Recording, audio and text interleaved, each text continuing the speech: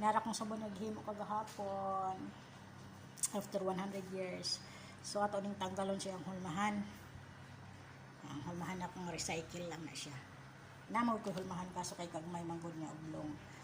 So try na ko ning una ni. So di man siya kuan, gamitan nato gunting kadalera. So nara natanggal na gid siya sabon. Sabon mo dalay siya color kay kini siya walay cover. Pana wala na siya cover, dapat kung kabiran gyud na siya dapat puti gyud na siya kaso kay wala na cover. So asa pa mga na two colors. Sabon na siya, o gamay diri atong testingan kung mubula ba gyud siya, di ba?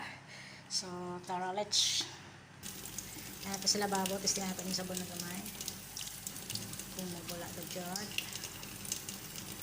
Si sabon.